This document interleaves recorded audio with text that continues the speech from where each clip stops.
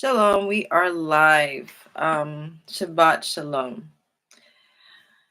Anyway, I this is a correction video. This is some things that I want to clarify.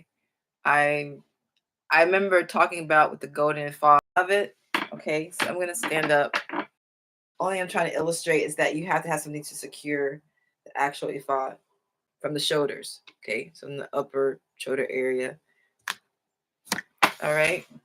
So hopefully you get to see it pretty good.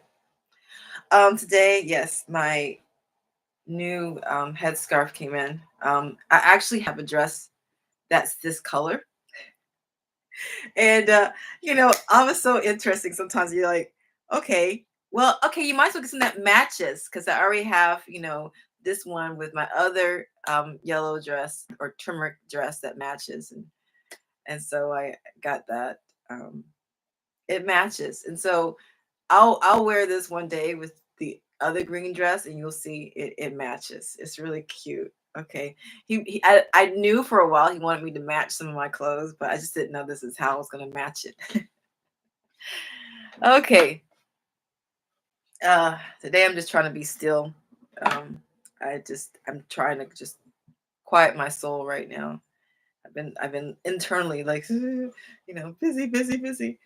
And I just need to quiet my soul. Okay. Um, so I wanted to correct a few things. That was that. Here's those fasteners. Ooh. The other thing was about the bride. Now, I've done a big, massive series on the bride. I mean, I did a big, massive series on the kingdom marriage. Quite frankly, a lot of these topics I'm not planning on doing. It's like when it's the season and the Ruach HaKodesh has you meditating on those things for a season, which a lot of times is like a month to 2 months for me when he has me meditating something like that. Lately hasn't always been that way. um it takes time to digest, but yes, the teaching about, so you want to be the bride, and I think I mentioned something about, I'm not sure if it was that one or a later one, when I mentioned about the 144,000 being the bride of Messiah, referring to the New Jerusalem. Abba also clarified to me that within from the Song of Solomon, okay, I have not gone, that's really noisy. I have not gone into any detail really about the Song of Solomon. Um, he's been, I've been very quiet lately, so because of that, and quite frankly, there's a lot of things about the Song of Solomon he's been teaching me that I didn't know. I pretty much asked him some questions at the beginning of January, and have been waiting for the answer. And we serve a faithful Heavenly Father who answers us. He doesn't just ignore us and go, oh, well, you can wait to hear that answer in 2 years. Why don't you? No, he comes and he's like, okay, I'll answer. You asked me, I'll answer it. And he answered it through the Song of Solomon. So that's why he had me on the Song of Solomon for so long. Oh my gosh. I'm like 3 weeks. My goodness. Okay. And I did a brief teaching on some of the Hebrew words. The King James Version hit some of those words.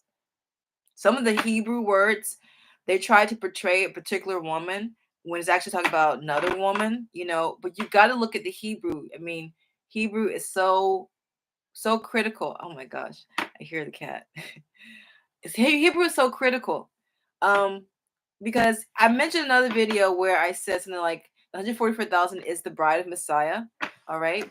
And then I said, I don't understand about this one woman bride thing. I just completely rejected it because I had no understanding. And obviously, I don't want to accept a doctrine or something that without testing the spirits, without going and being a good Berean. I want to go and check. I want to go before the Heavenly Father and ask him for clarification. Like, is this true or is this just false? Okay. What he has revealed to me from that time I asked in the beginning of January is that indeed there is a one woman bride for Yehoshua. Now, the other interesting is that this one woman is or in the midst of the 144,000. So that's why it seems like a conglomerate. Like 144,000 is the bride, but yet the reality is that it is called so because the bride is a part of the 144. Now, I'm sorry, I'm clarifying, clearing. Now, the one thing that's very interesting is that, so why would Yah want to set it up that way? To give people the impression, and even the bride will rule from the New Jerusalem as well. She will, that's going to be her headquarters. Okay, so there's a lot of things that he's been really building. Her headquarters will be from there. Um, and that the consummation will be in the gardens, and you see that in Song of Solomon, stuff like that. uh what was the other thing? So yeah, that was a shocker, because like I said, if you listen to one of my other videos, I completely have rejected that ideal. But you it's always our responsibility to go before him and ask and say, is this really true? Because we could get some new information, go, oh no, that is not true. But it's our responsibility in the secret place to go before him and ask him and wait on him and let him teach us through his word. Okay, so that's why he had me for 3 weeks in the Song of Solomon. So yes, so that it in the way, the reason why he does it that way, and I understand, like, he's already revealed this to me, I think back in December. The reason why he allows something like that, it might seem confusing. What? Wait a minute. 144,000 is the bride Messiah, and yet the actual one woman bride Messiah is in the 144,000. Like, how does that make sense? And that's why the New Jerusalem is the bride of Messiah, because the bride of Messiah rules from the New Jerusalem. That's her ruling place, essentially. um and you're like, well, how does this fit? Well, the thing is this: Yah wants to keep the bride hidden, so that's how he hides her. He hides her by putting her in a group and saying, this is the bride. Okay, it's to protect her, it's to preserve her. um That's what it's for. Okay, it's not really trying to bring confusion, it's just trying to keep the enemy from figuring out who's who. All right, that's his job. It's just like, even if a man is, proposed to a woman, it's a fiance, it's his job to still protect her. Okay, it ain't his job to parade her in front of everybody and say, oh, here she is. So what do? You just say, okay, put her in a group of people and call that group of people the bride. Okay, who's gonna know? Weeks going through the Hebrew of the Song of Solomon. Um, yeah, I mean, like I said, test it out. I had to test it out, and it's your responsibility to test this out too. You go ask him. Okay, you don't have to believe what I say. Go test the spirit. Go ask him, but be humble to accept the answer that he gives you. Okay, so that you understand um, what he's saying. Okay, as I mentioned beforehand, the entire church is not the bride of Messiah. That's blatantly obvious if you look at the fact that Yehoshua is called the second Adam, and we know, like I said, the 144,000 is the bride Messiah, and yet because he has to, is for her protection. And when he comes back, oh yeah, she will be revealed as well. One thing that you very important need to know about the parable of um the lady named Andrea, in her video. If you look at the Hebrew Gospels, in the Hebrew Gospels, I mentioned the Hebrew Gospels. I think it's the Hebrew Gospels. You can go look at it if you want to. It's actually, and I told you I verified with the Hebrew scholar that he said that was a good translation, that it was accurate from that Jewish community back in Cochin, India. They preserved the letters in Hebrew. It was actually, the gospel's actually written in Hebrew first, not Greek. They are lying to you. Okay, it was written in Hebrew, Aramaic first, then Greek. So anybody else, all these Bible scholars are saying, it's original Greek. It wasn't. Okay, in the original Hebrew, the Greek translators mistranslated. They took out the bride. So when it talks about the 10 wise virgins, if you look Matthew chapter 25, I believe, verse 1, if you go to the HebrewGospels.com and you download the Matthew one, I might put the link down here for you to go to it. You can download it for free. You'll see, it was talking about the virgins waiting to meet the bride, the bridegroom and the bride.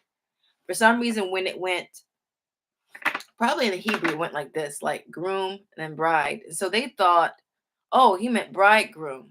And it was saying the 10 wise versions went, not the 10 wise versions, there were only 5 wise versions, but the versions went out to meet the bridegroom and the bride. Okay. So that original Hebrew text says the bridegroom and the bride. Okay, so all our Bible translations outside of the Aramaic Bible in plain English is incorrect. They left out the bride. So the wise version, the versions go out to meet the bridegroom and the bride. Okay, so that's who they're going out to see, to meet. Okay, this is an example of what will happen with what people call the rapture, rapture. Okay, for the marriage supper of the Lamb, because as I mentioned in my teaching with so you want to be the bride and guarding the bride, when there's the catching up the wheat harvest of millions of souls, Yehoshua has already married his bride. Now it's time for the marriage supper of the Lamb, and that's who he's gathering. So because like I said, for years it didn't make any sense to say that the whole church, the whole assembly, the whole body of Messiah being the bride. And it's like, my question was always like, well, where's the friend of the bridegroom? Where are the guests? Where's the bridesmaids? Where's her companions? Like questions like that I asked for years. So this clarifies it. Like I said, they've tampered with scripture so badly that we misunderstand it all. In the Hebrew, go learn Hebrew, because had I not taking my Hebrew class, Jediah's Hebrew class. You want to take his class, there's various other Hebrew classes you could probably take. You could probably find something online, or maybe some Hebrew class in your local community. Go learn Hebrew, because it will make a big difference of how you study the scriptures, what Yah reveals, and whatnot. Yeah, I'm probably gonna do a breakdown maybe of chapter 7 of Song of Solomon, maybe based on what he's taught me through the last 3 weeks about Song of Solomon. I am not released to go and release all that. Okay. But I will encourage you to go study the Hebrew. And I'll probably break down some Hebrew words from the Song of Solomon to see how things got distorted. I did clarify that a little bit when I did the dispelling, the myth regarding Song of Solomon. I did dispel a few things there, but it was even more within that text that I only looked up recently in the Hebrew that clarified some things. So they hid a lot of things from even the King James, even the other Bible versions. The Hebrew says so much more than what our English language says. So anyway, with that, yeah, I just wanted to make a correction on that. I wanted you to show you the pins on the ephod and to say that, yeah, there is a one woman bride amongst the 144,000. Who she is, it is not. It's not for anybody to know, really. And I don't fully know myself. So anyway, yeah, it's not really, he's not going to really, I don't think he's going to go through all that. Okay. His job is to protect her. So anyway, with that, I say shalom, Shabbat shalom. And I want to say Lahit Lerot. Oh, okay. Oh, okay. I'm trying to think of Hebrew, how to say, let me go pull out my Hebrew book. How about that? I'm going to act like Hebrew 101, people. Okay. This is Jediah's Hebrew book. Okay, this is what we do our 101 class with. Okay.